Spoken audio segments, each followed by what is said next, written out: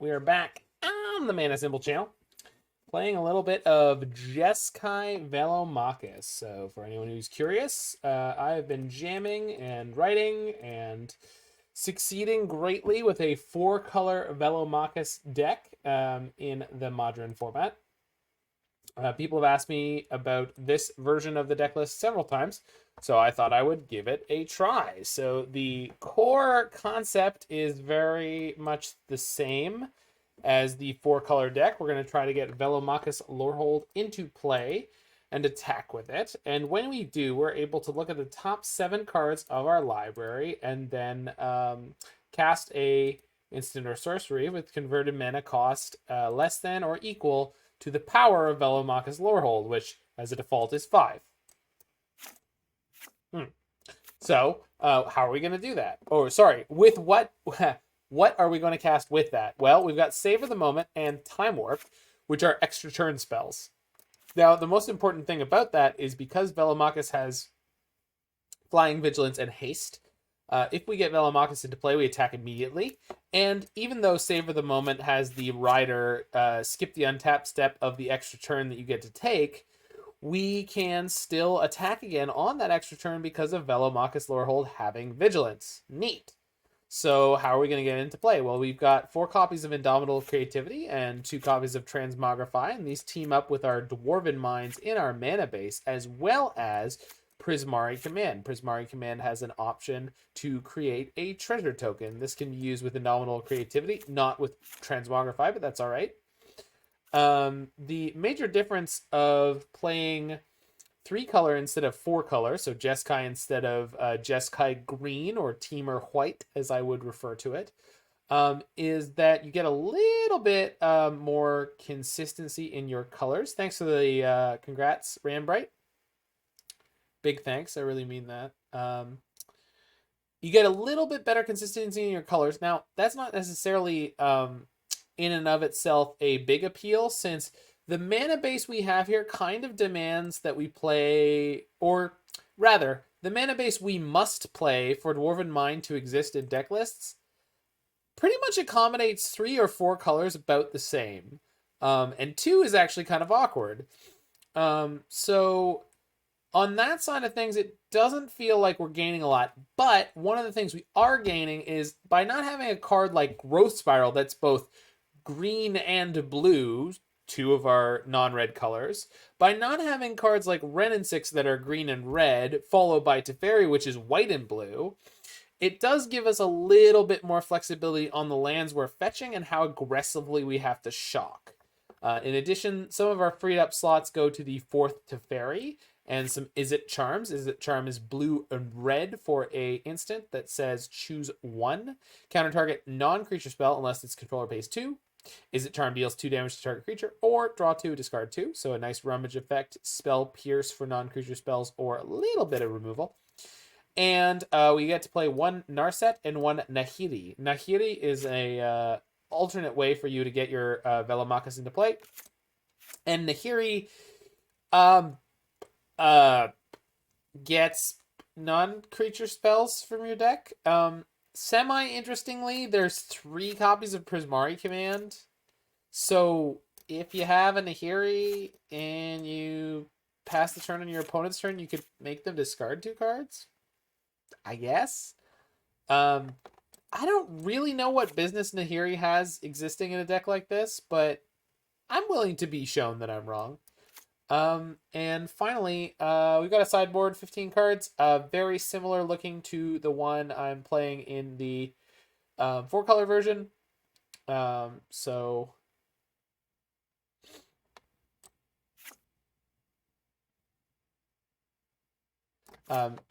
we are going to hop into a league with this one.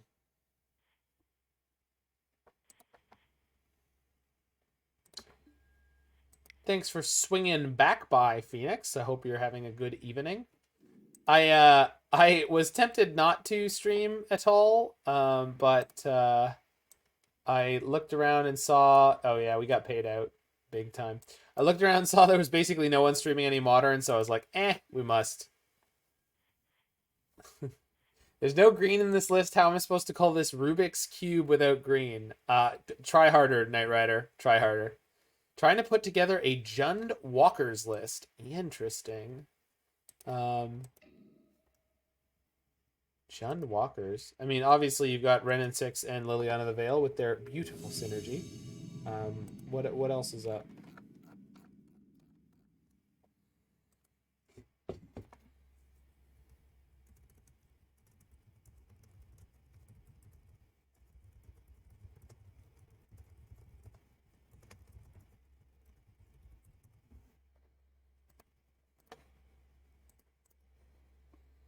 All right. And we're against Grilled Cheese.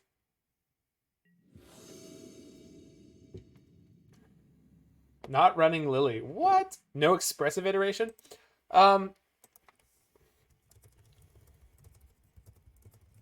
What would expressive iteration do for this deck, I wonder? What am I quite what do you imagine that expressive iteration would do for a deck like this? Jeez, going to 5 on this one. We don't have Ren and 6 to recover. Doesn't feel great.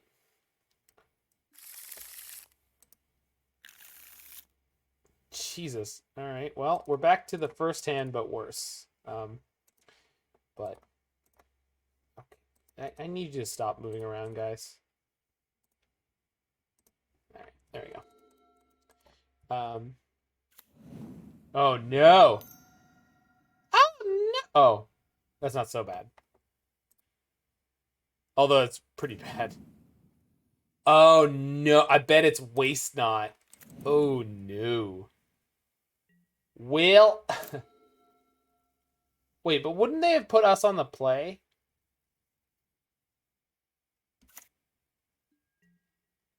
Huh. Wild. Well, I don't know what's happening on my opponent's side. Yeah, I was 7-2. I ended up in 19th place, which, as with my previous challenge finish, there was someone with my exact same record who made top 8. So not only did I not top 8, I didn't top 16 with the same record that someone top 8'd with. But such is life. Lerm. Oh, they're playing this thing. Who's playing this? Doomwake? Squat Chief? Someone was playing Jund Loam the other day. With Raven's Crime, etc. Yeah, no, it was great. It was a great result. They're on Black-Red Waste On. It might be correct to take the play in the dark anyway. Yeah, maybe. I definitely should have discarded a Prismari Command. This card is straight card disadvantage. I think we're very much dead here. This is 100% a matchup where Ren and 6 would have been phenomenal to just recoup raw card value. Yeah, take whatever you want. It's all good, opponent. You go, girl.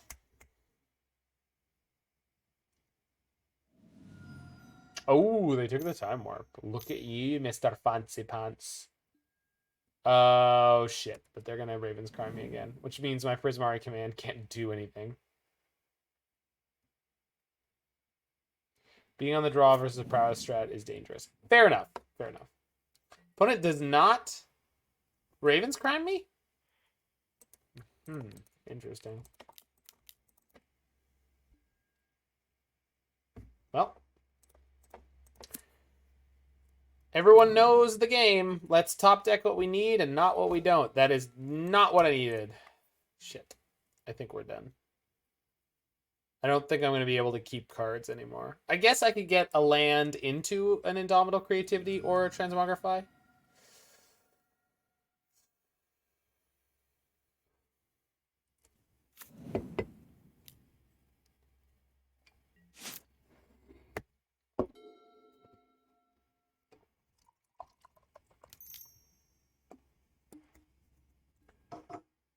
Alarm.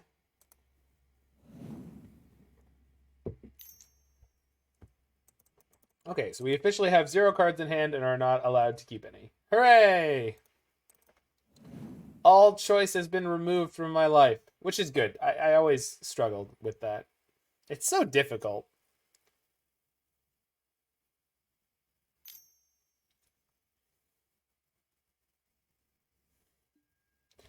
If only my opponent could savage me more quickly, I would be able to die happy. Sick draw! Ah! Needed that last turn, it's fine. Nobody cares.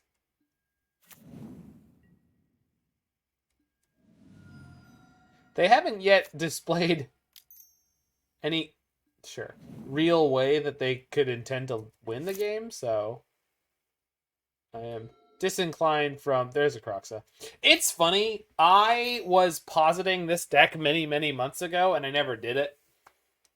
Because I was really enjoying playing red-green, quote-unquote, lands with Karn, Loam, and Seismic Assault.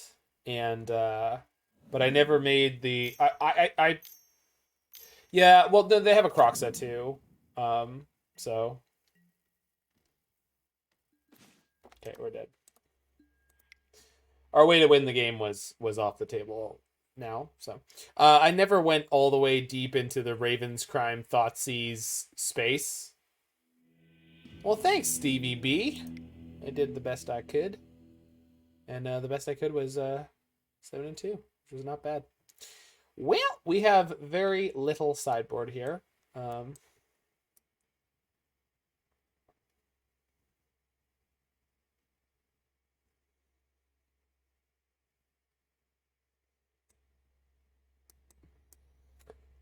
But Aether Gust is almost definitely better than Lightning Bolt.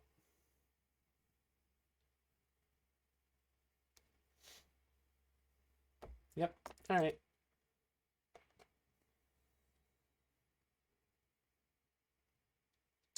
Lack of green means no access to Veil of Summer, which is, of course, very good in these matchups, but nothing to be upset about. What's up, Pogo Shark?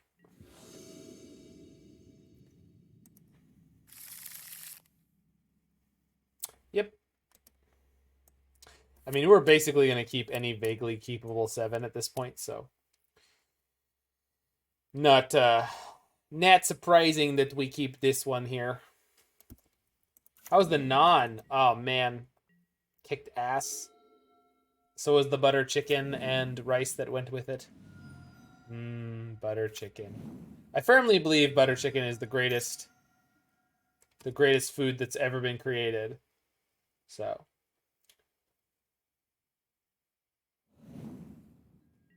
On the planet. Just stupendous. It is an earthly ambrosia. Hey, look. A card that might be relevant. Hooray. Not religious, amen to that. Yo, I'm right there with you. Not religious, but if I was, food and drink would be my religion. Professional musician somehow. I think it's the temporal joys in life. That which cannot last. That's that which is not infinitely replayable. Live music performances and food and conversation. These are the greatest joys. Sports.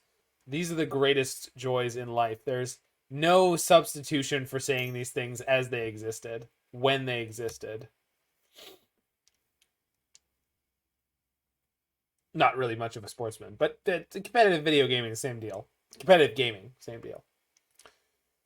Game, sport, there's lines you could draw in between them, but largely very similar. Takes the Time Warp. Interesting. So, opponent has no interest in playing Alarm or a Ren 6. They did have land, though. Interesting. Hey, we drew that right on time. Boosh.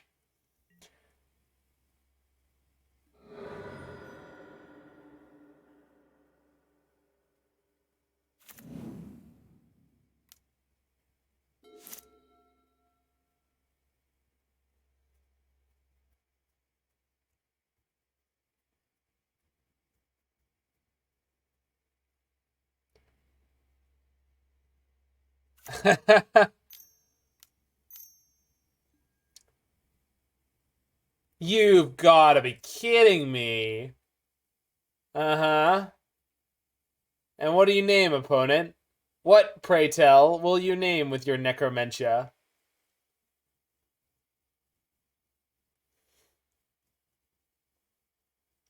Oh, maybe they'll name Emrakul. No, Velomachus Lorehold. You know what? I'm okay with being done with this match. I don't care anymore. I do not care. That was tough, and that was nonsense, and that's all right. I haven't tried the Jeskai version before. This is my maiden voyage, and the first match was horrible. Flat horrible. Now, that said, that was a particular matchup where the weaknesses of this list versus the list that I prefer were on full display. Like, we don't have Veil of Summer. We have 0 really relevant matchup cards. Why concede when you can technically infinite Lightning Bolt, right? What? I'm sorry, what? How am I supposed to infinite Lightning Bolt? We have no Ren and 6 in Jeskai. Oh, no, I mean, I mulled to 5 in game 1 grilled cheese. And I had basically no sideboard, and you knew exactly what to call with your Necromentia. You didn't call Emrakul, you didn't call Indomitable Creativity, and you didn't call Transmogrify. You called a card you never saw because you knew exactly what I was doing because you know me. So it's fine. It's no problem.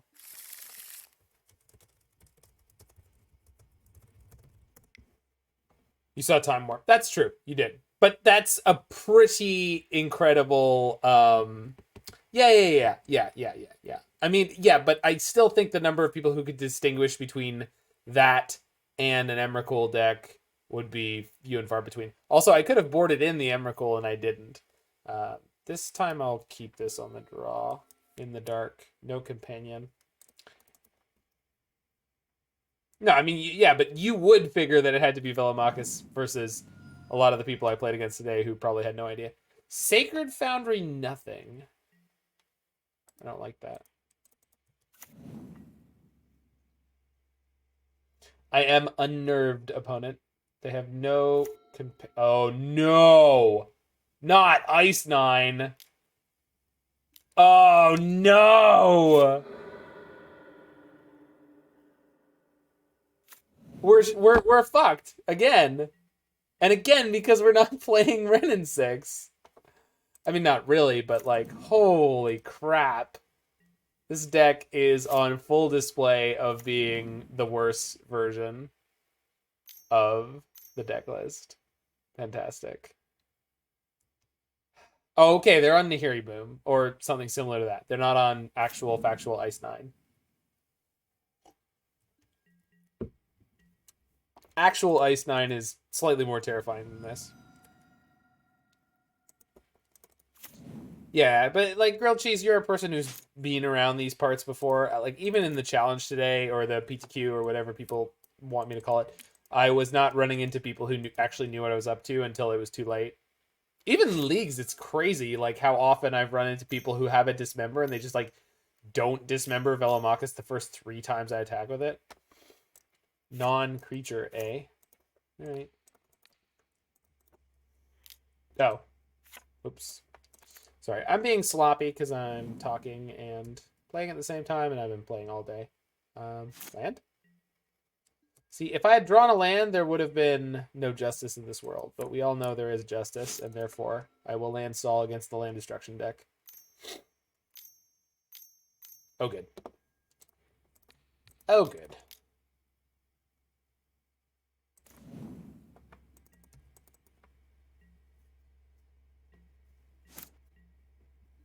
Yeah. Exactly. Horny Vegan knows what's up. Also, hello again, Horny Vegan. Hey! Some folk will never eat skunk, but then again, some folk will. Like Cletus, the slag, y'all, Yoku. Hey, what's going on this side?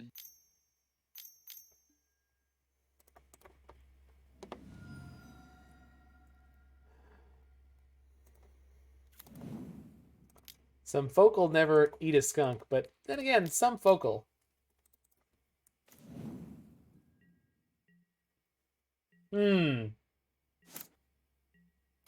Well, so I actually wanted to draw land on one of these turns. Jeez. Prismari Command is better.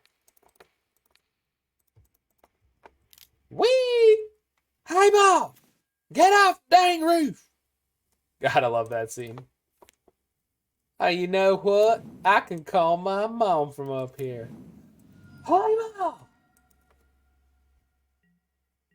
Oh, sorry, freak. We're recording for YouTube. Hope you're doing just the best this evening. I could play some Mana Traders rounds after this, just because the numbers are so good right now. Probably will. Play some 4-color Velomachus for Mana Traders. No! It's fine. It's okay. Don't worry about it. I'm not. I mean, I am, but... I forgot about Mana Tithe, I really did. Ooh. Angry Heliod. Polymorph. Transmogrify. No, not Transmogrify. No, not Polymorph. Transmogrify. Indomitable Creativity. Lightning Bolt. Yep, that's definitely very similar to what I wanted. Yep. Boy, am I happy. Well, let's just play Narset. Yeah, we Narset, we dig. They have a bolt, they'll use it on the Narset. They might plus their Nahiri and then choose to discard and then choose to draw and then find out they can't. Jeez. This Jeskai version of this deck, I don't think this likes me very much at all.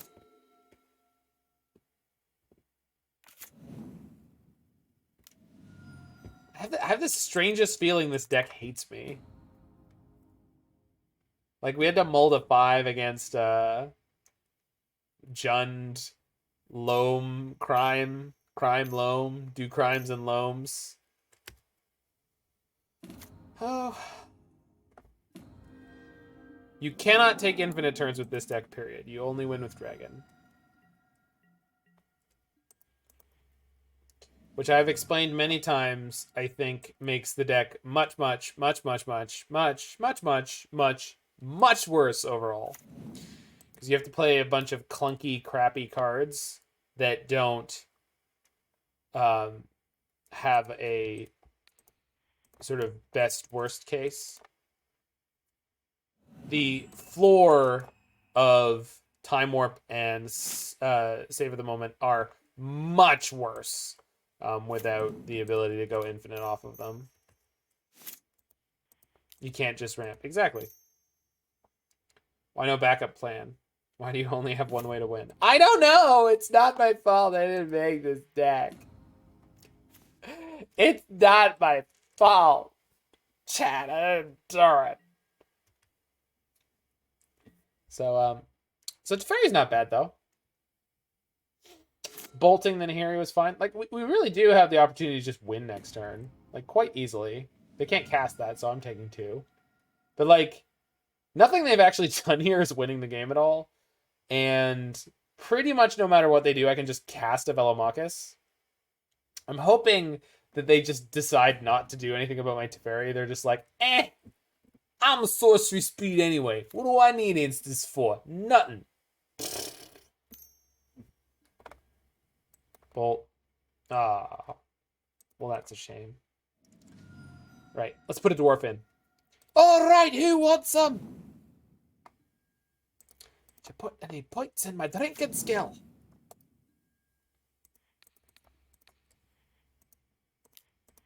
Whee!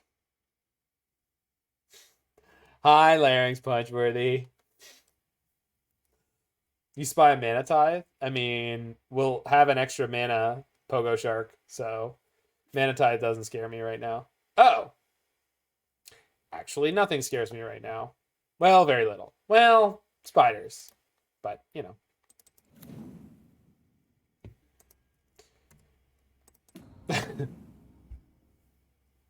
Now, y'all can tweet at me, man. I am very much aware. I am very much aware that one of the best parts of the other deck was Ren and 6. I've said it numerous occasions. I've espoused it at length. One of the best parts of the other deck is Ren and 6. Let me not be too delicate about saying this. One of the best parts of the other deck is Ren and 6. All right.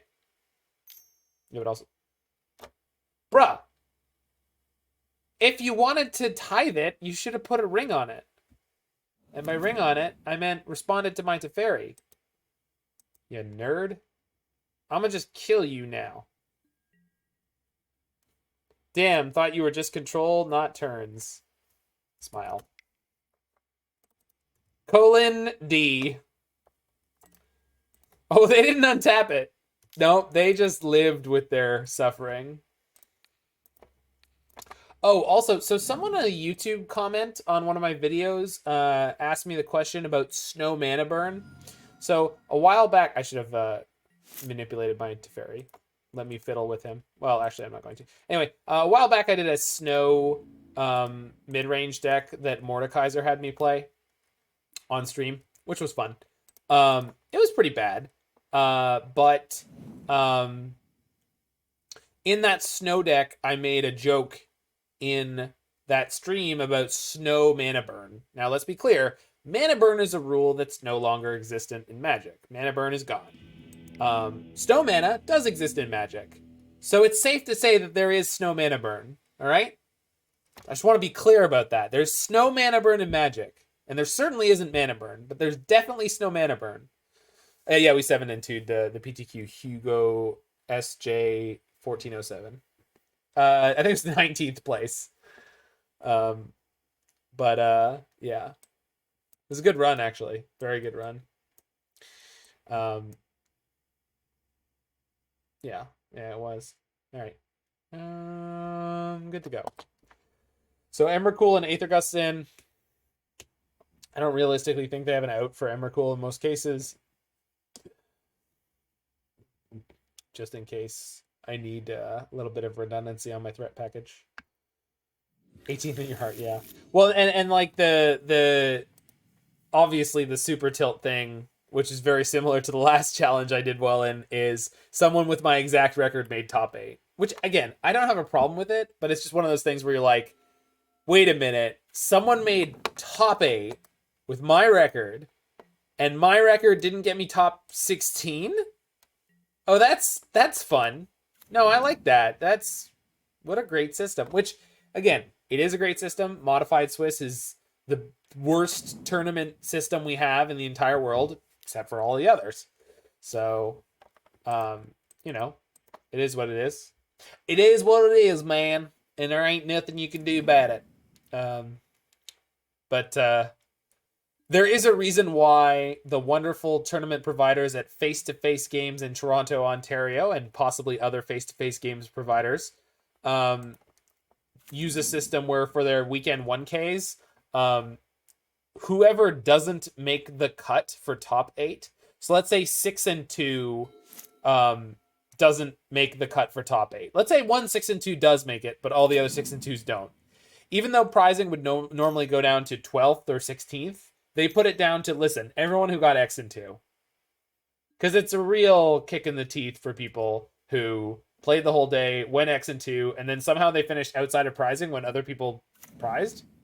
And it's, like, oftentimes really not their fault at all. Like, tiebreakers are they just don't, they don't function in a, I don't know, for lack of a better word, fair way.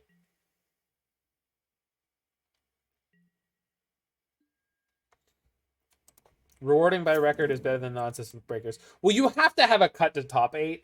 And, like, otherwise you have to get awkwardly and overly strict about how many people can join the tournament. Like, the problem with not having tiebreakers is real. Like, you can't realistically have a situation where you don't have something that you do to 20 rounds. That might not even do it. You still might not get a clean cut, right? Just do the whole tournament single elimination. Then nobody has to feel bad, right? All right, am I playing anything here? Like, I'm not going to creativity right now But do I fetch out all my lands and open myself up to land destruction, or do I, like, I have to start putting lands into play here, so let's just gut them. The real reason we cut is that the Swiss cut is more time efficient and it's relatively simple. Well, that's what I'm saying. Like, well, or in order to stop it from feeling bad, you would have to be very, very strict about the number of entries. So you'd be like, okay, 8 people can enter the tournament unless you have all 16 people to enter the tournament. So like, once you have 8 people who say they're going to show up, that's locked in, and then nobody else is allowed to play unless you get up to 16. And then 16 people are locked in, and nobody else can enter the tournament until you get up to 32. Like, then you would get real clean results every time. We're going to play a Bad Explorer here. But it would be really crappy. Well, capping entry is not what I'm talking about, right? It's like a plus cap and a minus cap, which would be super awkward, right? Leaves money on the table? Yeah, for sure.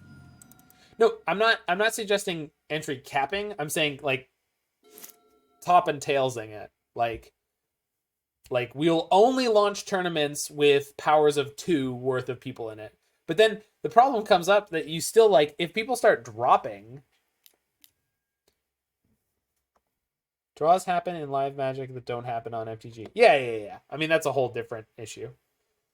I think I'm gonna Izzet Charm this, despite the fact that it doesn't gain me any tactical, like, advantage.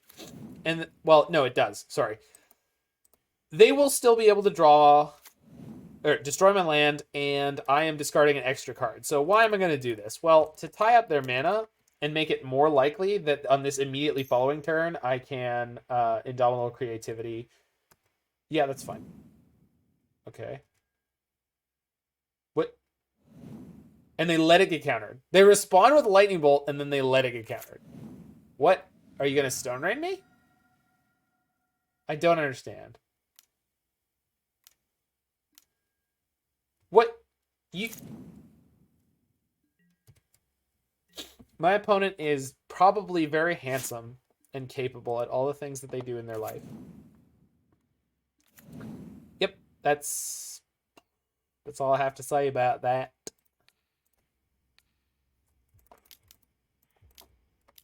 Woo! And get him! Get him! Oh. They conceded.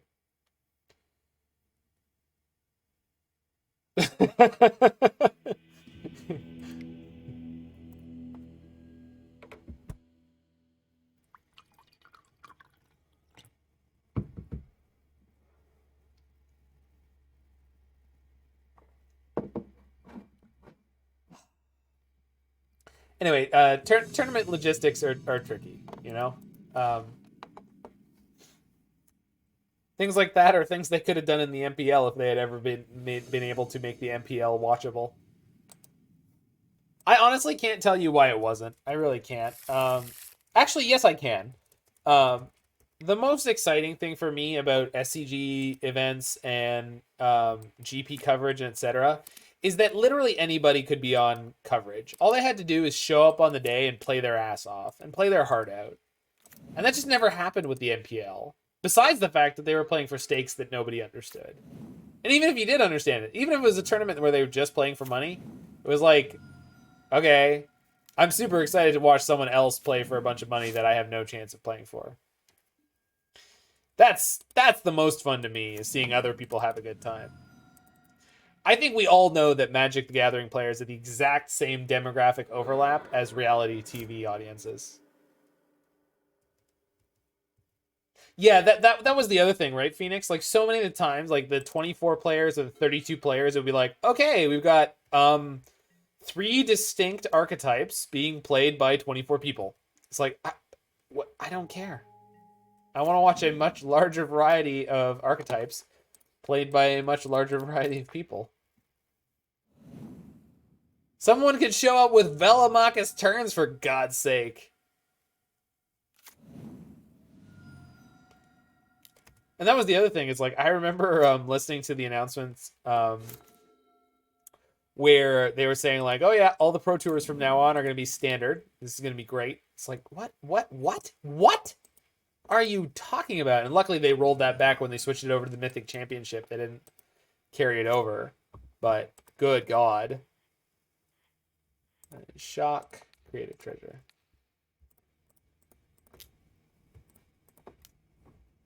Yeah, but that was the thing, DJ Jedi Jeff, is like, when a jank deck did make day 2, they made sure to show it off.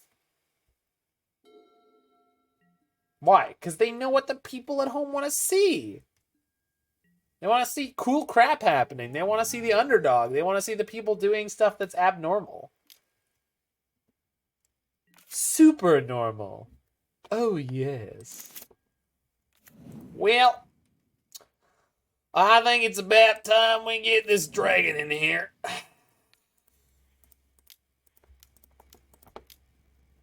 Force negation? No force negation out of the Delver deck. This is good. I enjoy this. Scraw! Hey, look, we did the thing. Whee!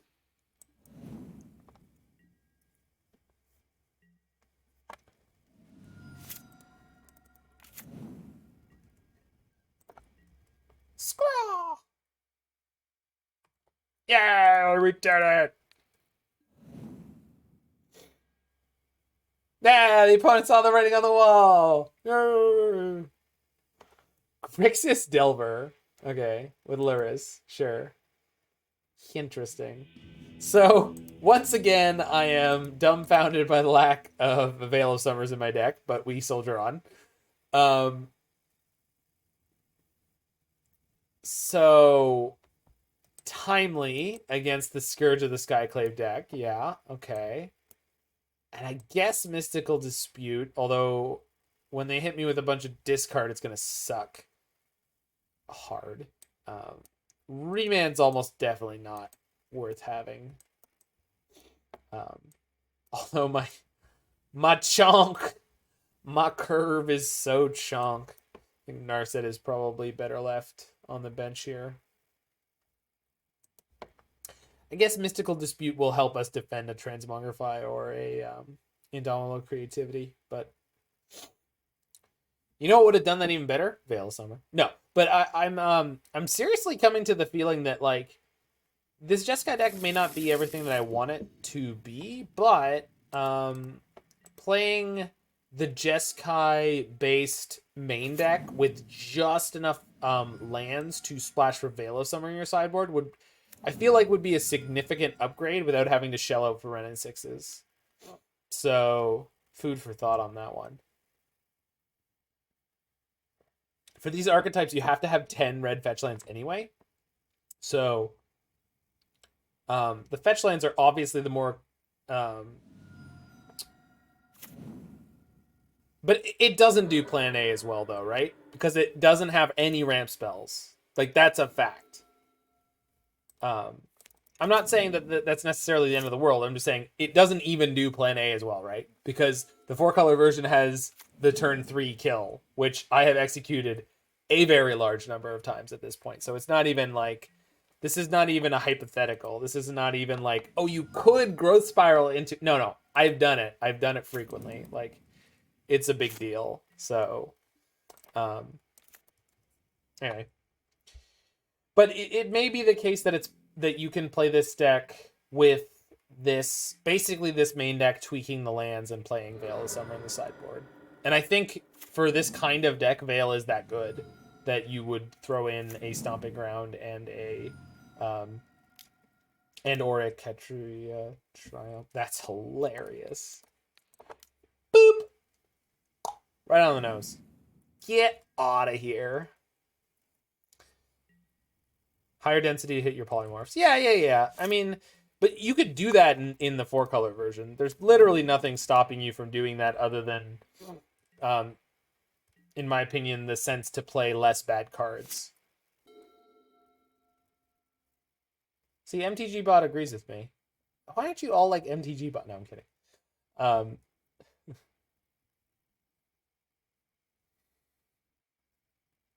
The number of times that coincidentally seems like it's agreeing with me is I have to ask Dan Bopes if he did something with that so that it's intentional. I don't think that he did or can. Well, maybe he could. GG bought his truck. It's good stuff. Wow. I don't know what's happening over there, but I'm a fan of it. Jeez.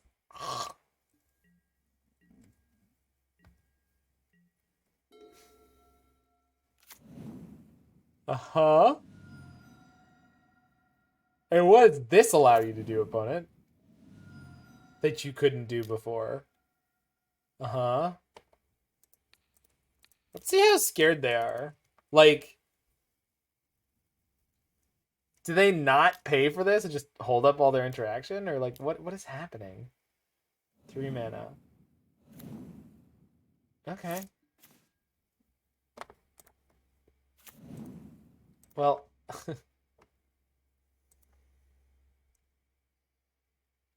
I can't make a dwarf. Play Nahiri, but I can't exile the shadow. I'm at 19. I'm probably not dead.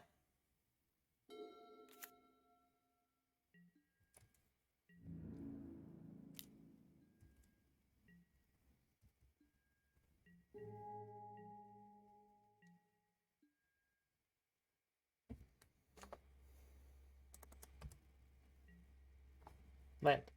Ooh, not the one I wanted. But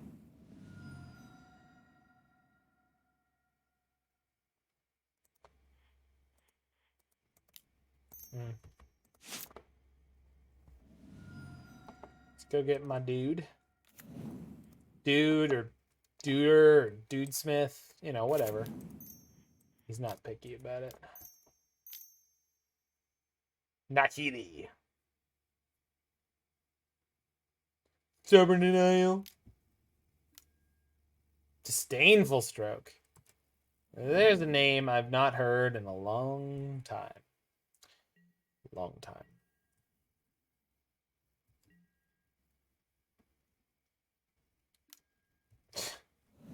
Sure.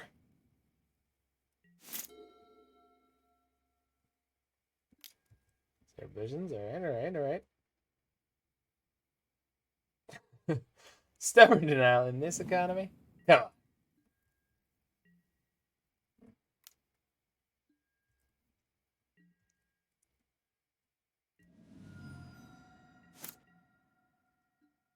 Well.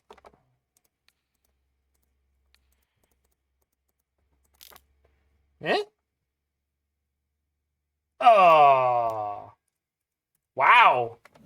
Double stroke. Whew.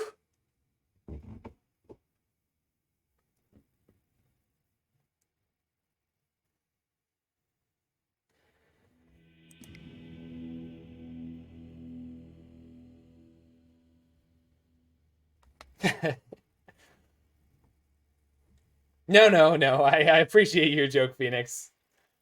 I really do. That was A+.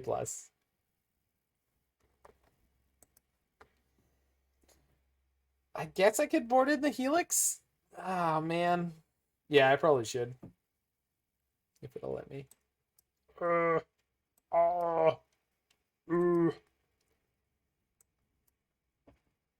Nope. That's on me. That's on me. It's crazy to me. I don't know. It feels like the sideboard of this deck has literally no plan for black discard based strategies. Which, I guess there's not that much of a plan to have. Other than playing exactly the card Veil of Summer, which I hate to hammer on. So I'm going to try not to, but...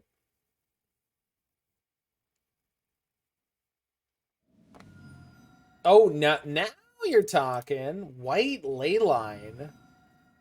Somebody's been cooking with propane over there. Yeah, that's...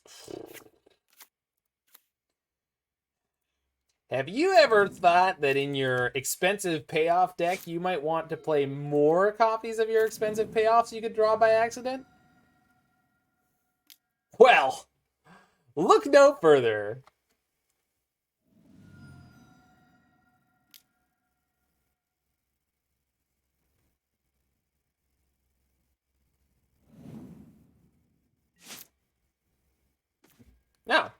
That's kind of nice.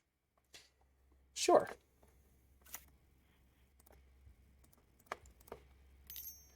I don't think that this deck in particular is playing any black removal for a Teferi.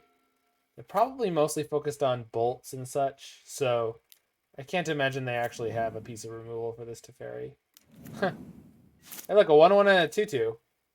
How average.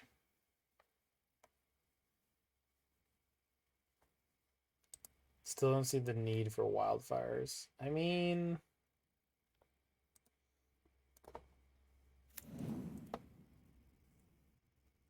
Put in a blocker.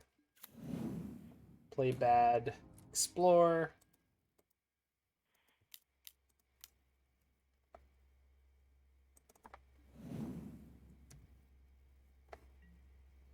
Yeah, I mean, there's also the possibility of... I probably should have bounced the Scourge. Whatever. Although, if they don't do anything to affect the life total before combat, I could just block and kill the Scourge, which is pretty funny. Yeah. They did something to affect the life total. Rats. You got me, opponent. Fatal push. I have absolutely no option. Teferi must die. Or on the other hand,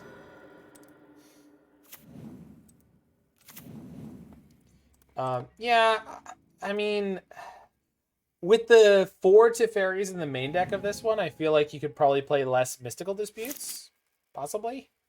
Again, I'm not saying that's like 100%, but I feel like that's a very real option.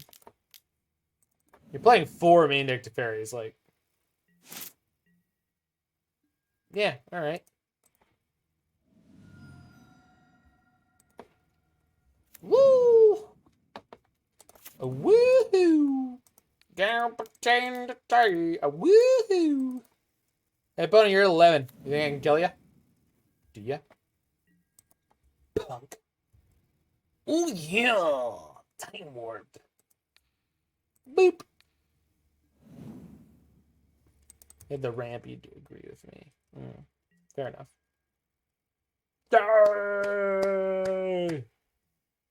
Squish. All right, 2-1 with Jeskai Velomachus thus far. So, like, the core concept is still pretty busted.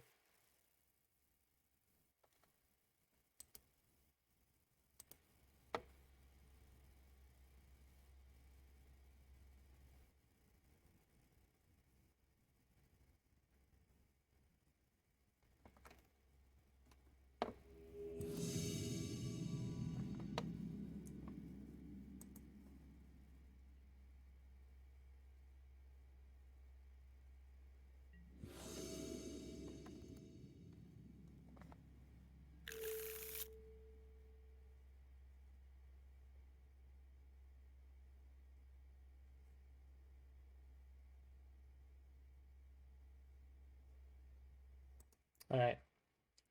Sure. Keep that in the dark. Put him all's 2-4 so far.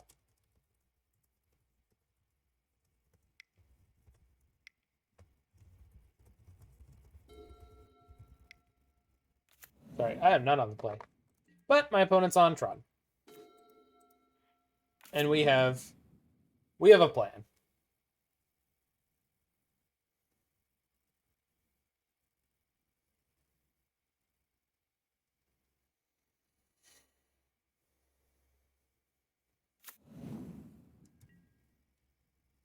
I just need a little bit more time with which to execute said plan. One assumes they've mulled to a hand that had, well, better than that. Execute order 5/5. Masterful. That's a power plant. They got it next turn. Yikers. Unfortunately, that's just not going to do it. But boy, does it look close. I mean, it's not like we actually instantaneously win, but it's looking pretty good. Oh, they don't have a threat, maybe. Because they have the Tron. We know they do. Wild. Maybe. Maybe they need it. Puts Chromatic Sphere in their hand. Okie dokie. I mean, I kind of want to play the Remand, so. But if we had a Time Warp and then we miss, having the Remand is pretty valuable.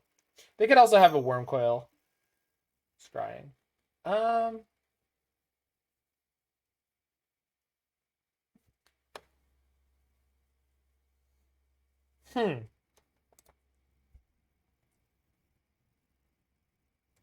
Yeah, all right.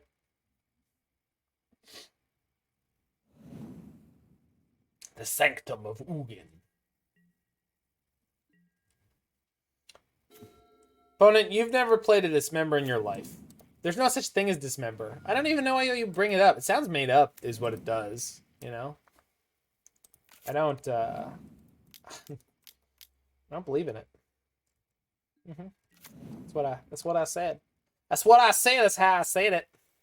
Hey, we did the thing. Woo! Execute Order 5/5. Man, I haven't watched the original trilogy in so I've watched the original trilogy rather recently. I haven't watched the prequel trilogy in a long time, although I do have the hot take that episode 1 is the best of those 3 movies. And then you go and rewatch them and you're like, oh god, it might be. Shit.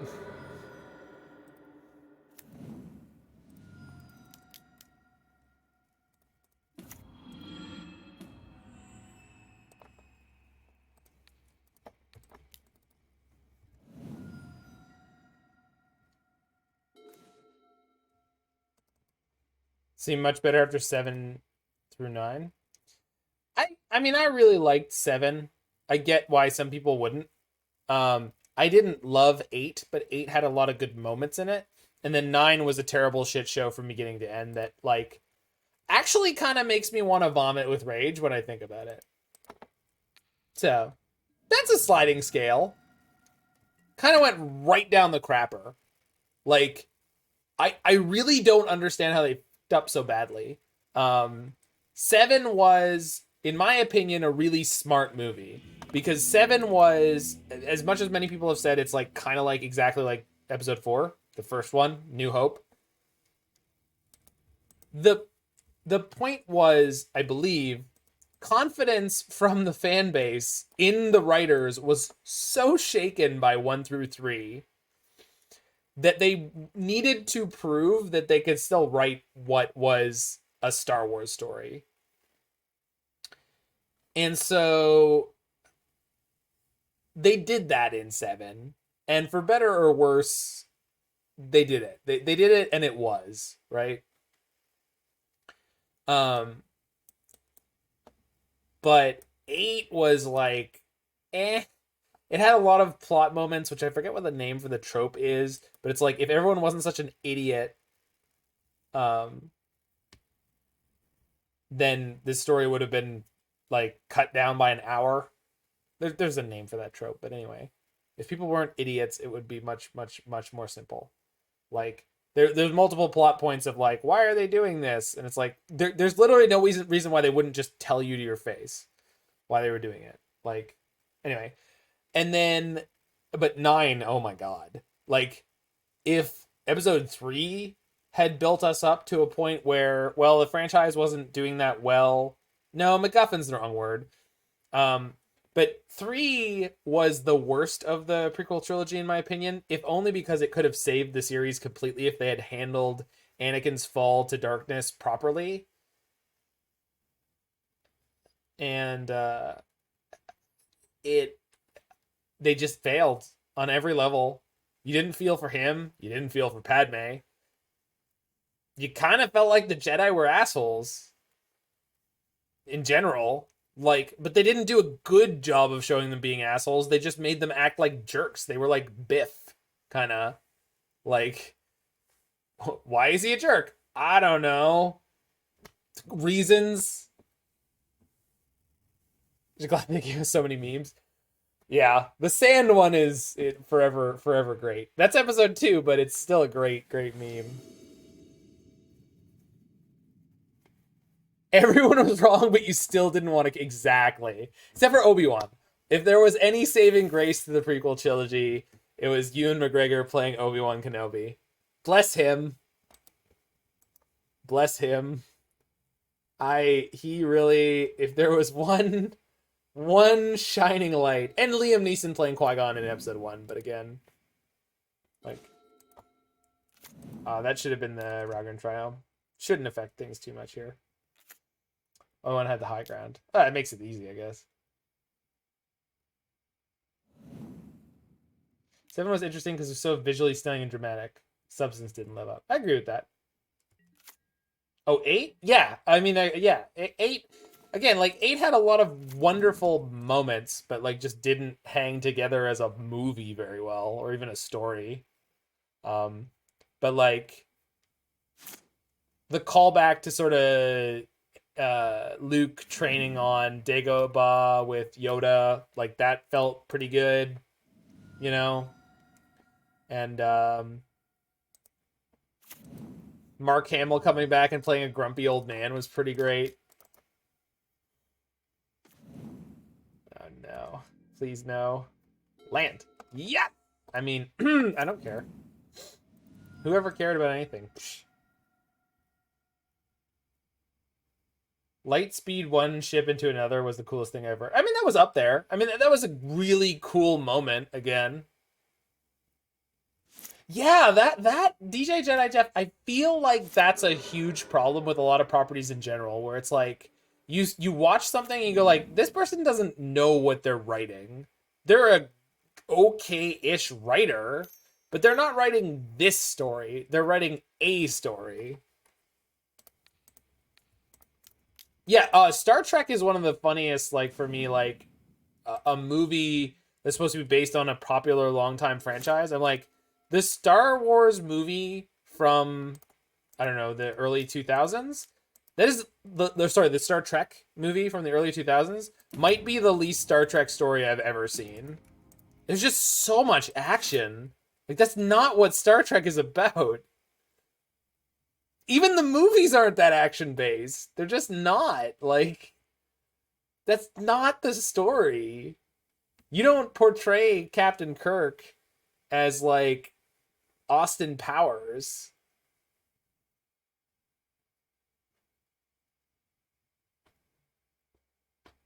I don't mean Austin Powers, but I mean, like, there was, like, a weird swagger.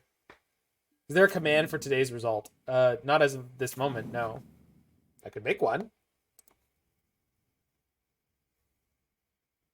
Have we had more and more people asking about it? I feel like we haven't had that many.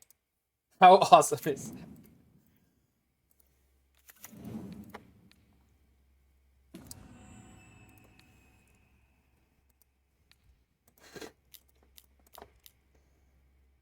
I mean, that seems like what my opponent would be saying right now. That quote. Well, I'm sure everything's going to be fine. Everything's not fine.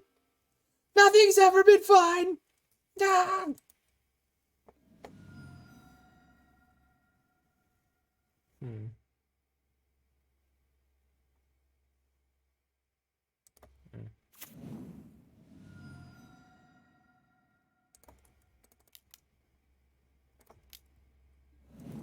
We were top 32, unfortunately.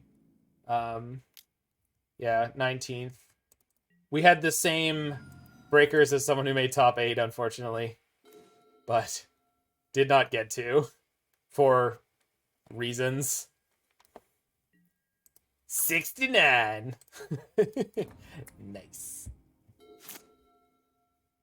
19 is a good number, and also your birthday. Yeah. Like, again, it's like one of those things where someone would, the last time that I got a similar record and I finished outside of top 16, someone described it as like, oh, that's a slap in the face.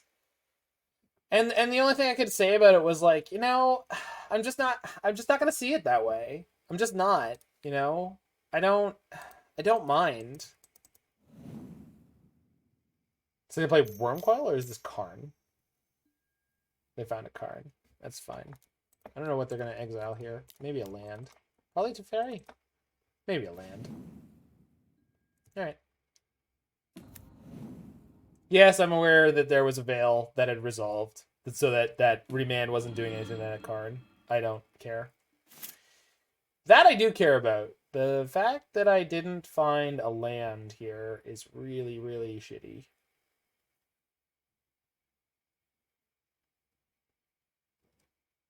Can break up their Tron. Maybe buy some time.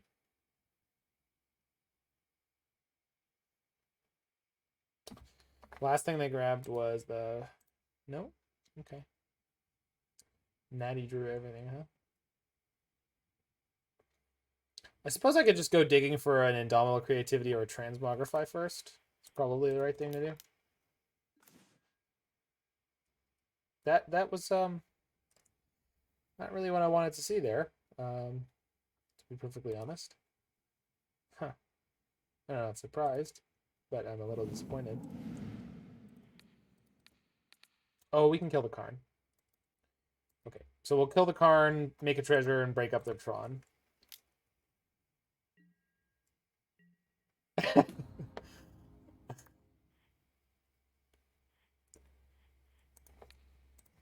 I feel like if you only read my quotes, I'd really sound like an asshole. When in reality,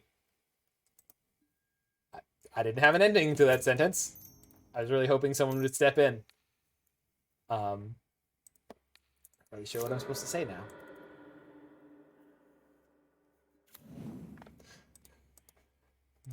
There, Zach. You're not an ass. I can be. That's a quality quote. Hands. Oh, I have the best chat. Spatial contortion. Oh, you're gonna be sad you didn't hold on to that thing to make my dragon hit you for more damage. Cause he's gonna. That's right, opponent. I just hardcast a dragon. This is my Tron right here. 7 lands. Best Tron there is, baby. It's so good. Let's do it again. Let's do the time warp again. Let's do the time warp again. It's just a jump to the left. I should really get a time warp command on my not command. I mean, I could put a time warp command for you guys in chat, but I also could just add it to my soundboard. So I already have the song. It's not like it's going to be a lot of work for me. Twerp. Who's adding all these awesome quotes for me? Mostly Roy. Okay.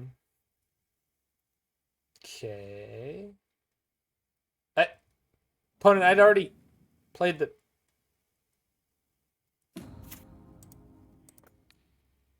There's already been a time warp this turn that you... listen, I'm just going to bank an extra turn and hope you concede, because we all need a Roy in our lives. We do. Roy, fun fact, guys, Roy is the church upon which this channel was founded. Sorry, the rock upon which this church channel was founded. My point is, way back in the beginning, in the dark times of December 2019, I had one viewer, and his name was Roy P. And he was, and is, one of my best friends from playing Magic.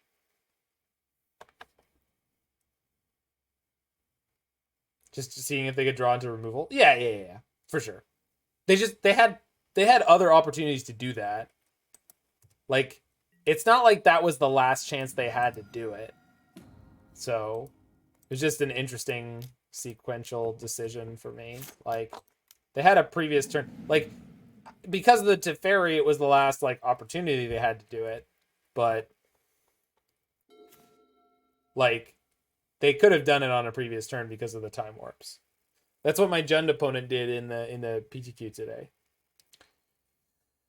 Praise be the King of Fools. Roy is king, and we but his humble jesters.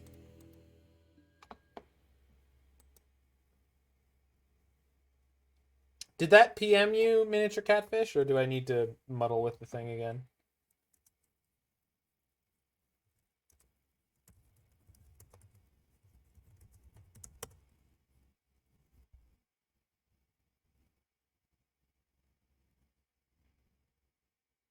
Yeah, I know, but on the previous turn, on the previous turn, DJ Jedi Jeff, they could have gone after the dragon while I was tapped down. MTG bot gets spicy when you behon it too much. Hits your DMs. The one loss was to Jund Larm. Jund Loam, with all the Raven's crimes that implies. Yeah. But again, we've run into this multiple times in League. Oh, Soulstrong. Who is this? They were in the challenge. Nice challenge run today. Smiley face. Good luck and have fun. See, I'm not the only maniac on Twitch. Well, I'm only the only maniac on Twitch, but this person's a maniac too. They played the challenge today, or the PTQ.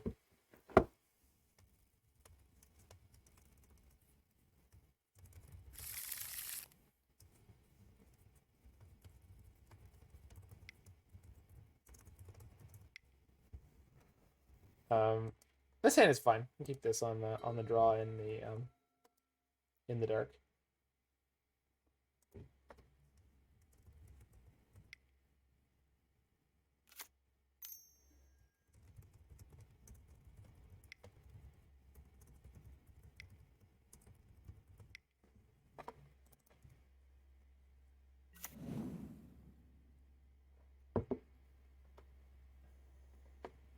Oh, apparently my opponent also lost to Doomwake, but also played against Prowess 3 other times. Brutal.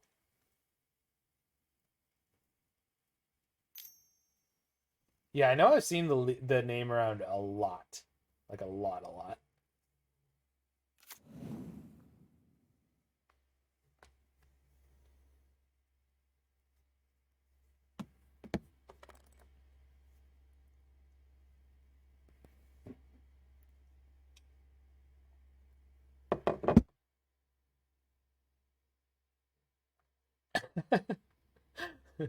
Now there's a quote that was added by Alex, but usually Freak it it tells you who added the quote. Wait, what? Wait, what? There should be a quote about Sick Nasty. What? Quote sick. Oh.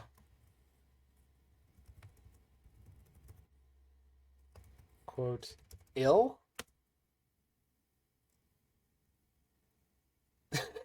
No.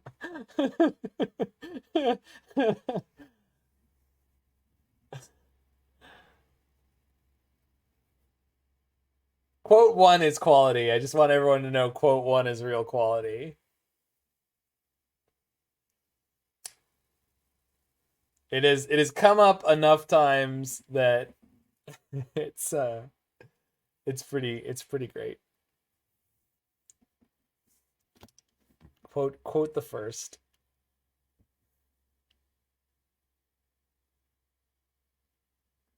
Yeah, that one is Alex's fault, by the way.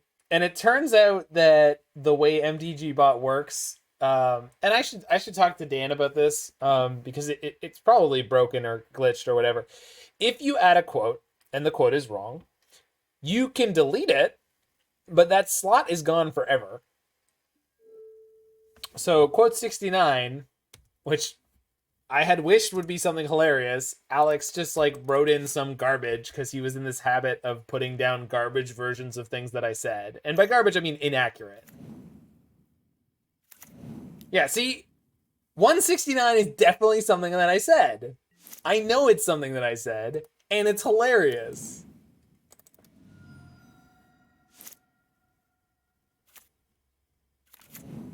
I'm sorry, what now?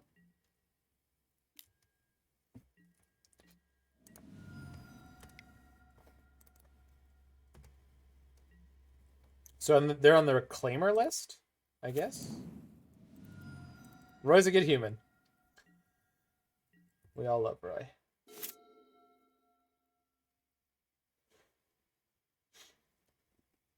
Do it, you coward. Play your Primeval Titan. You won't. Oh, well, they did. Well, isn't that a spot of loverly? Except for the part where I haven't yet found a Transmogrify or a Indomitable Creativity. But I'm sure we will. Or die trying. Whoa. Okay. So the plan here is going to be Shatter Amulet when they play the Titan. They will have another 2 land plays, but if nothing's coming into play and getting untapped, theoretically it's not a big problem. This cannot be a... I was like, there's no way they would path. Huh. So let's go Shatter, create a treasure.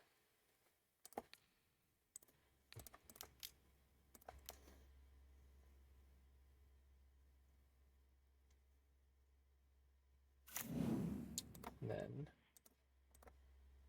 Spell Pierce. 1, 2, 3, 4, 5, 6. They can still play the Titan if they want, but they can't do anything with it, in theory. And then maybe we just slow roll up to the uh-oh. Unless the last card in their hand is a Karoo. Oh, God. Well. Yep. Oh, flip me sideways. Well, hopefully they don't. No, they have a Dryad in play. Just show me the Velomachus. All right, we were on the draw. We failed to draw one of our 6 Transmogrifys. This is one of the ways you will lose to Titan.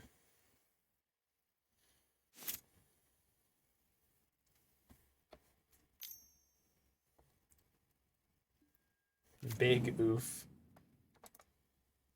I just did 2 Velomachus, and it's 4 triggers. They always have it. Yeah, the nice thing about this deck, though, is we can have it before they have it, so we can just kill them. Yeah, all right. No problem. Just did. Did on board. Everyone has it all the time and never doesn't have it. But only if they're my opponent, and only if I'm winning. I'm the average Magic player. You all know it's true.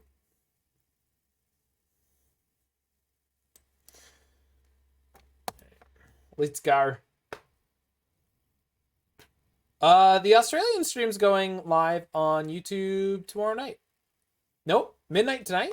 Midnight tonight. 41 minutes.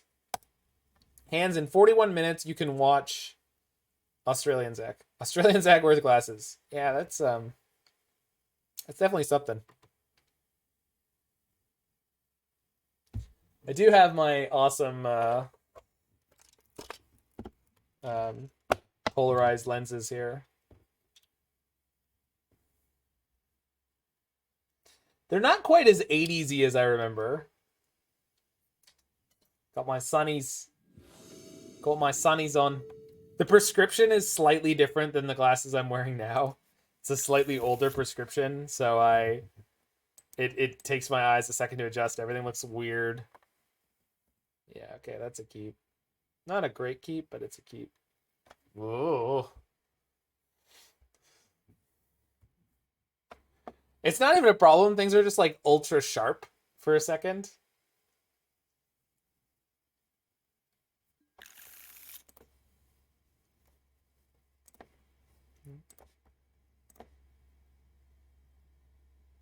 They're plenty 80. I just, in my mind, they're way bigger than this. Like, I know they're 80s-y enough, but in my head, they're like twice as big as this. Like, it seems like compared to my normal glasses.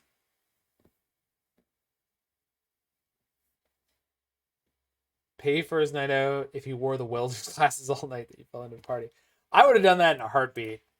So, this is a fun story. So, after my second cruise ship contract, I came back to Canada, And this set of glasses, the lenses were a couple years old at that point. And what had happened was the frames are fine still, but the lenses had actually had the coating on them. There's like a non-stick, blah, blah, whatever coating. Well, the coating had started to wear off. And so they had these weird blotchy areas on them. So I took them into the shop where I got my prescription done. And they were like, oh, well, we'll try to clean them. Well, the cleaning completely obliterated the coating and they were unwearable. And so they had to keep them for a week or two to make the new lenses because they're like a weird shape. I don't remember. Anyway, then I get an email from the company, the cruise company that I work for. They were like, hey, we need you for an emergency contract. Can you leave in 3 days? And I was like, well, my only pair of non-sunglasses are in the shop. But yes, because they offered me a big-ass bonus for it. And so I was like, yeah, I guess. Sure. So I went on this contract, and for the entire 2 months and a week, I just wore sunglasses all the time. Indoor, outdoor, it didn't matter. Multiple people I met were, yeah, I was the sunglasses guy. The funny thing is, multiple people I met where I would explain it at some point with the story, and they'd be like, oh, I just kind of thought you were like an asshole. I was like, no, I swear, I'm a nerd. My Jerry Seinfeld impression is very reasonable. Ah. Yeah. The fact that I'm a jerk has absolutely, maybe, mostly nothing to do with my vision. I mean, my vision's crap, and so am I as a human, but, you know, there's no overlap. And the one time I tried to egg someone on and tell them that I was photosensitive, they were like, oh, yeah, my buddy's sister has that. That can be tough. And I was like, oh, God, no, I'm not. I swear. I'm not I'm not trying to make light of anyone who actually has some kind of disability that makes their life uncomfortable. No. Oh.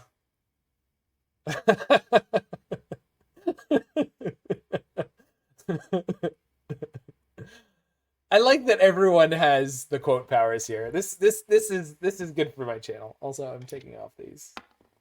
The overfocused prescription is messing with my eyes. That's better. Oh, that's so much better.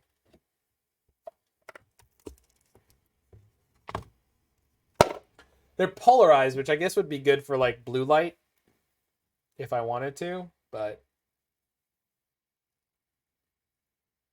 the only reason I own sunglasses at all is because I knew I was going to be working in the tropics, and it's just like unreal.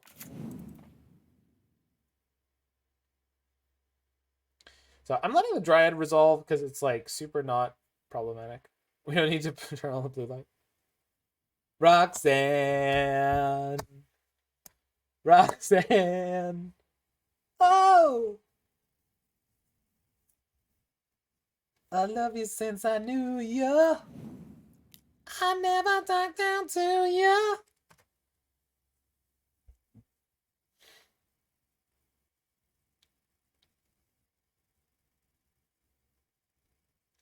Roxanne.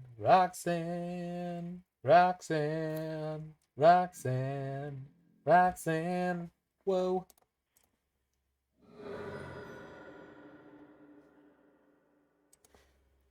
What did you do to that dress tonight? I don't know if that's the lyric.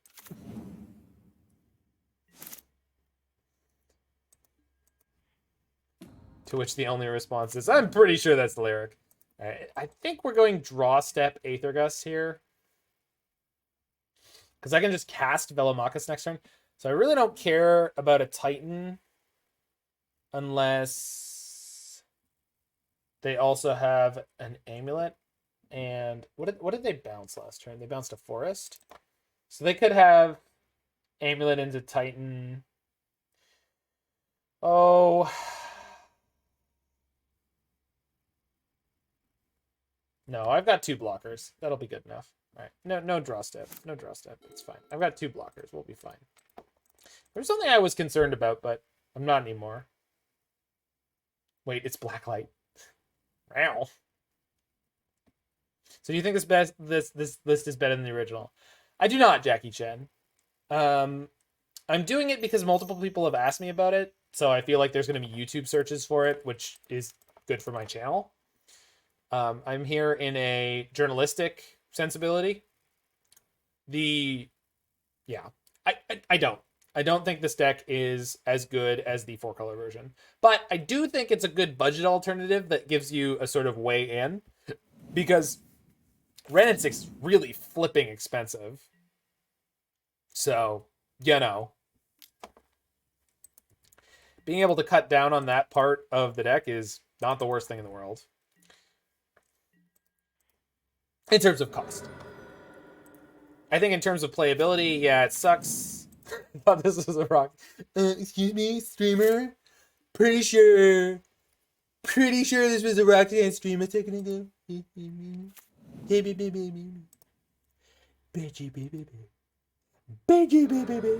So, I think I'm going to go for the Transmogrify here, because if we hit Prismari Command and no Time Walk, we can draw into a Savor. I think it's worth it. Oh, we hit a Savor. Savor the flavor.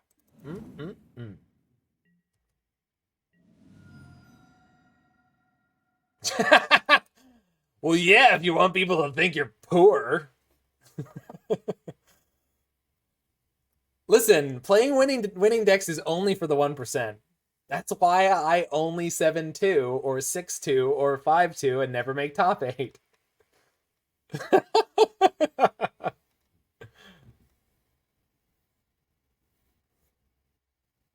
I got into music for the same reason that almost everyone does. Chicks, money, power, and chicks. But it turns out that if you just want to be an average musician and not work your ass off to the bone or have some kind of personality defect, then the best you're going to be able to do is one of the 3. I'm just parodying Scrubs. Well, I use the setup from Scrubs. I used the setup from Scrubs and Dr. Cox talking about why he became a doctor. Then I just went off in my own thing. I don't know.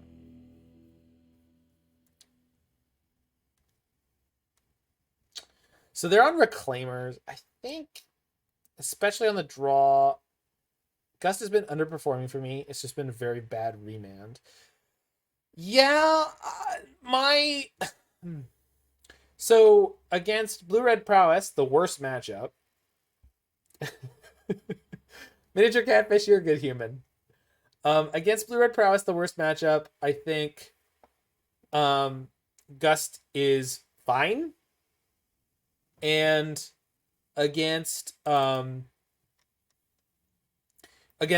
it's exceptional. So for me, having the 100% win rate against Titan is worth having the Aether Gust in the sideboard. Oh, also, you're playing a different deck than me. My deck, this deck, and the 4-color version are so soft to Blood Moon, it's unreal. Like, if you play a Blood Moon and that deck doesn't have an Aether Gust, it's like one of those overly buttery cookies from grade school. It's just horrifyingly soft. Delicious, but horrifyingly soft. Okay, probably could have mulled here. Opponent mulls to 5, though. So feeling okay, although they beat me with a 5 in game 1, so... No, that was Tron, the last one. So... Good draw. I like how you chose cookies in that kind of... What do I want to call it? My Pillow?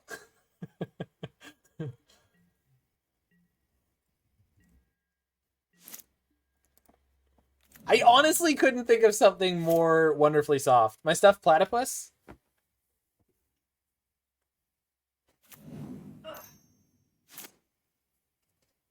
Yes. Good. Play your spells, opponent. There is no escape. Yes. Sweet, delicious, counterable spells. This will be your doom, opponent. Oh yeah, I need the How dare you run a... No, that sounds too evil. I can't get the lowness without, like, the, like, growly death metal lowness. It's upsetting. No, I can't do it. I can't do it. In terms of voice acting, I'm more the Tom Kenny, squeaky, pencil vester kind of voice actor. Voice manipulation, etc. person. Like you'd get me to be the joke voice for Dr. Claw, where it would be like, wow, can you imagine if Dr. Claw had a different voice? Ho ho, you sure have come to the wrong neighborhood, Dryad of the Elysian Groves. Ho ho! Back to the hand with you. Huh. My evil empire can live without one Dryad who's not wearing pants, but not without two. I don't know. Just riffing. But now I've got the stuffed platypus in my lap, which is, you know, pretty great. It sounds like orcs at your campaign. I thought it was goblins. I thought your goblins were genuine class. All right, Soulstrong. I know you can do it. Unless you don't want to do it. Goblins are proper. Yeah. The RP English. Well, I cannot believe that my opponent is attempting to play... Yeah, the Mickey Mouse from South Park. Yeah, where he's beating the shit out of the Jonases. That was great. No, Goblins with the RP is pretty great. Well, I can't believe that my opponent is attempting to resolve a primeval titan in this, the year of our Lord, 2021, when not only do I have Teferi Time Raveler, but we've also got Aether Gust.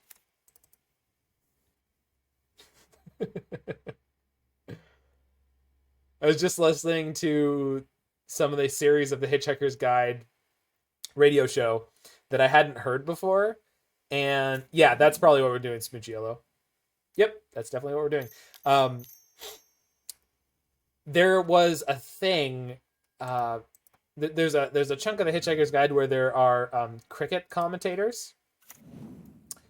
And I thought they sounded so good in the voiceover. I was like, these people must be professionals. I looked it up. They're both literally professional, like BBC cricket commentators that got wrangled into doing Hitchhiker's Guide because it's like, I don't know, a national treasure.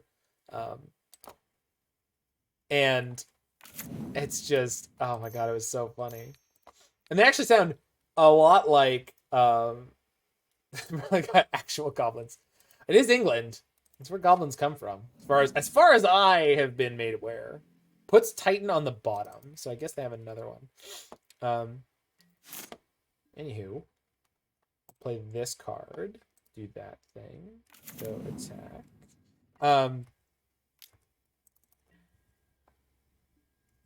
But it's funny how much of them, one of them actually sounds exactly like the in the episode of Family Guy from, like, I don't know, season 2, where the British people take over the Drunken Clam, the pub, the Moe's of Family Guy. Sounds exactly like the guy who is like the joke about explaining cricket to them. Cricket, marvelous game, you see, but the bowler, the bowler hurls the ball at the batsman, who of course endeavors to smack it laterally on the layaway. He of course then endeavors to score by running around the wicket, assuming he hasn't whipped his barrel off and hurt. And it's like, that is exactly what one of the commentators sounds like. Okay. So, do I want to Savor here? Or do I not? Oh, Teferi into Savor is great. Especially assuming they don't have a... Can I Teferi into Savor? I cannot. Teferi's still good, though.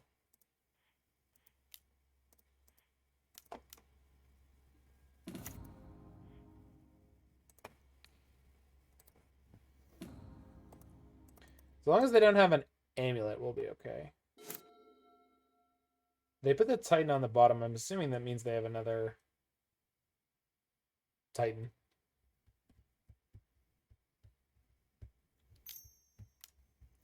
It's not because the goblins are cheaper. It's just because the goblins have a bad union.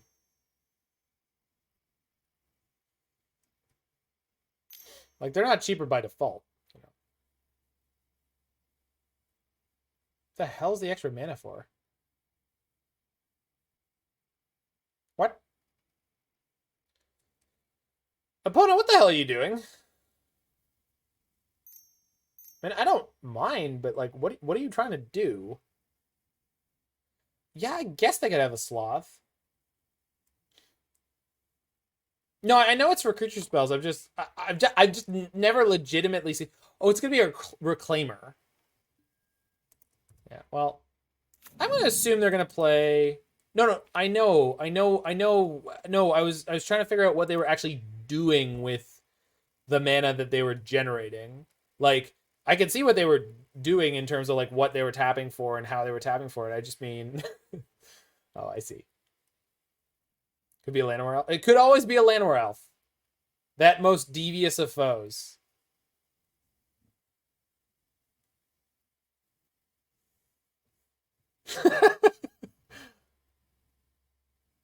No.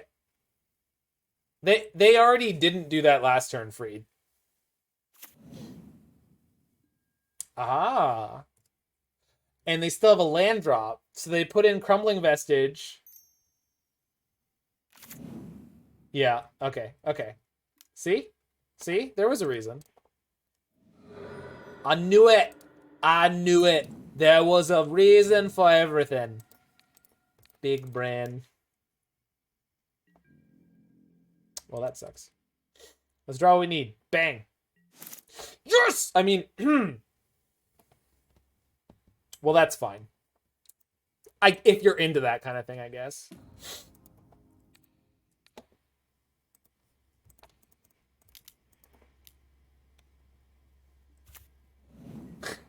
Holy crap, this game is a foot. Oh, you mean the Sherlock Holmes quote. Righto, chat. This game is truly and really in hand and foot.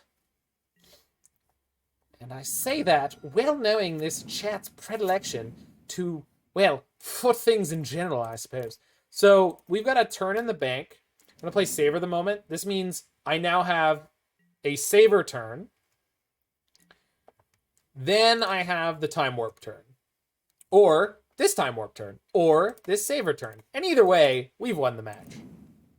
Which is pretty great, by the way, I thought. Why didn't you polymorph the Titan just because you can?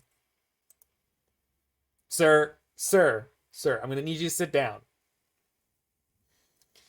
Opponent GG's their way out of this one. 4-1, baby! Farming.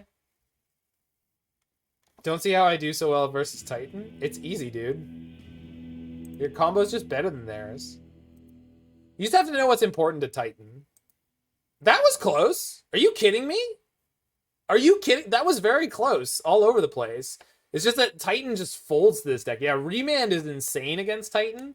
And then Aether Gust out of the sideboard. And your combo is just as fast as theirs, but much more consistent.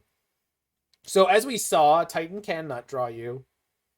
They did that in one of the games, and that's going to happen. You weren't saying it was... Okay. But a lot of the time, I win against Titan, and they're like one attack away from killing me. Anywho, yeah, Jeskai Velomachus.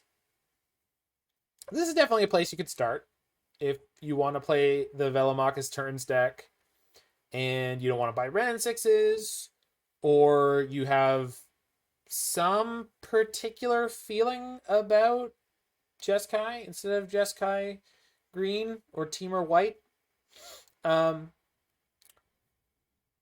My personal preference, I like the Izzet Charms more than I'd care to admit.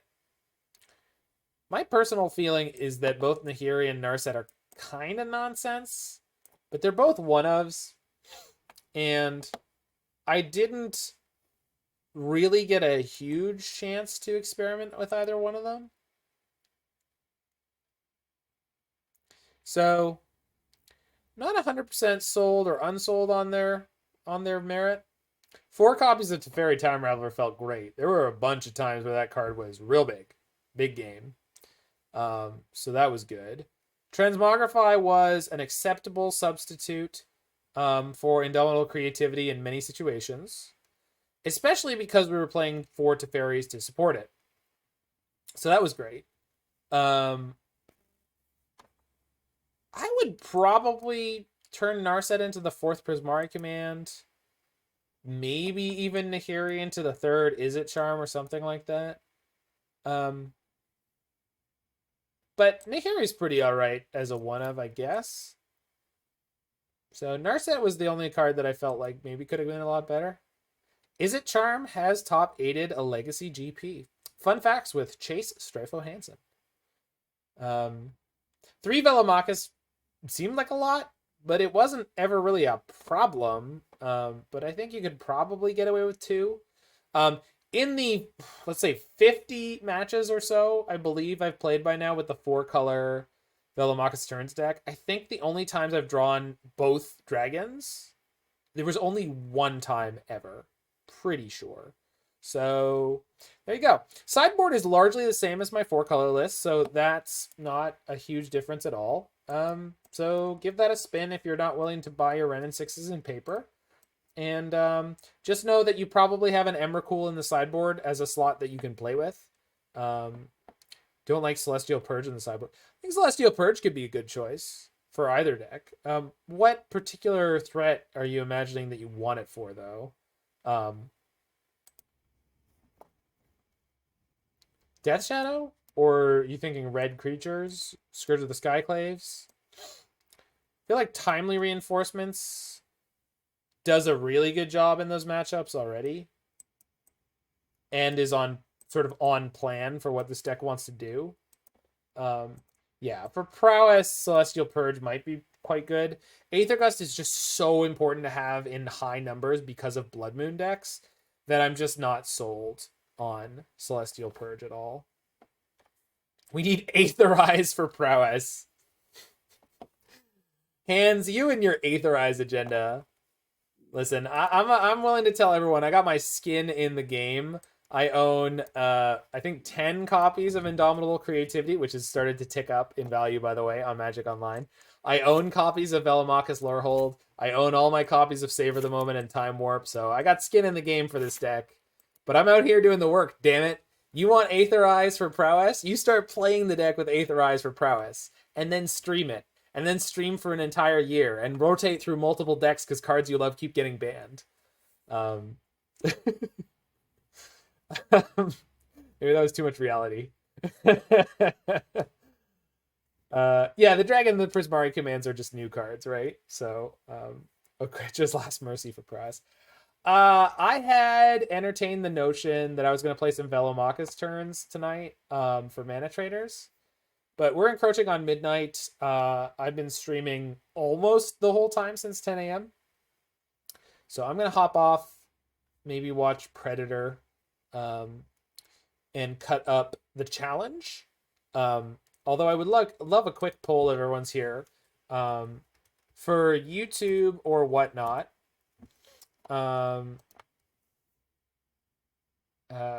Challenge as one video or 9 round videos. If y'all could just toss a quick vote for me. So the question is, game by game was great. Okay, it's way easier for me to do game by game. Doing it all as one video involves me downloading 9 and then editing